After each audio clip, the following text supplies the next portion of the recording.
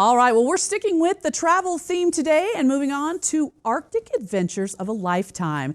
Linking tourism with conservation is Denise Landau, world-renowned polar conservationist and expert traveler. You look amazing. Look at you. You're ready for the cold temperatures.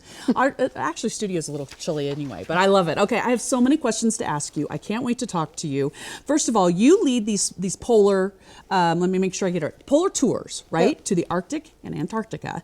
And so you even have a glacier. She has a glacier named after her. How many people can say that about them? So let's talk about why more and more folks want to travel to these areas. You know, you always hear, oh, it's a trip of a lifetime, and it's one of the best trips I've ever done. So when I first went back in the 80s, and my first trip to Antarctica was 91, Arctic was before that, I thought I'd seen it all. Right. But there's nothing like being at both ends of the Earth in the polar regions. You know, you look out and there's miles and miles and miles of ice and icebergs, ice that was formed thousands and thousands of years ago, you know, before we even understand what time is. Right. So it's beautiful, and every day is different, and the colors are different, and the ice changes texture, and penguins and seals and whales. It's fantastic. This may seem like a silly question, but I have to ask it. How easy or hard is it to actually get to these places? I mean, you can't just get on a flight and go direct, right? Oh, you sort of can. Oh, you can. Okay, I love this. It's a long flight. Well, it's a long. Okay, so, that's okay. Yeah, so you need to go to a gateway city. So where Okay. is that? So the closest to here would be South America. So you would fly to Buenos Aires or Santiago, Chile. Okay. Or even Sao Paulo right now. So from Buenos Aires, you then take another flight 3 hours south to Ushuaia. You get on a ship, and a day and a half later, 2 days later, you're in Antarctica. Amazing. So it's very quick, actually. Look at you. And you've taken more trips to these regions pretty much than anyone else. Is that safe to say or close to say? There's a lot of people that have worked a lot of years. Right. But what I love about the work I do, it's varied. So sometimes I'm a guide where I drive Zodiacs and I give lectures on board the ships, or stand on deck and talk about birds and whales, everything people are seeing in front of them.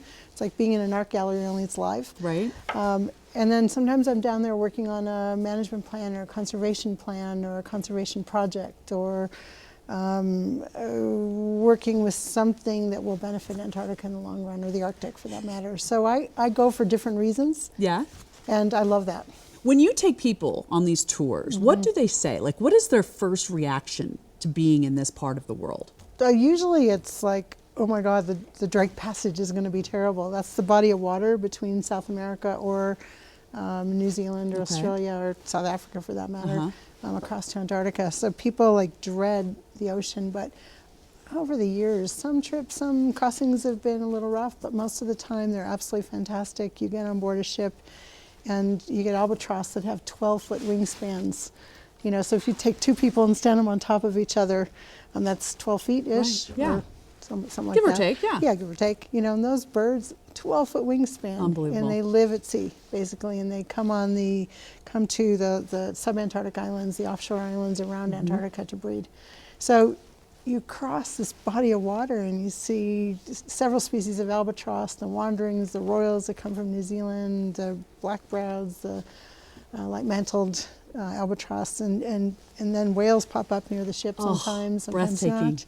And people get excited, you know, you cross the Drake and there's a big iceberg out there, and it's like the first iceberg that's drifted from Antarctica. But once you get down there and you look at the fantastic mountains and You make it glaciers, sound it's so, I mean, great. romantic in a wonderful, beautiful way. You know, we so many of us will never see this region of the world, or we do. It's in movies and books and pictures, and to have you talk about it sounds wonderful. We really appreciate you being here. Yeah. Thank you so much. Don't go anywhere, folks. We'll be right back. Yeah. I'm sorry, I got so into what you were saying.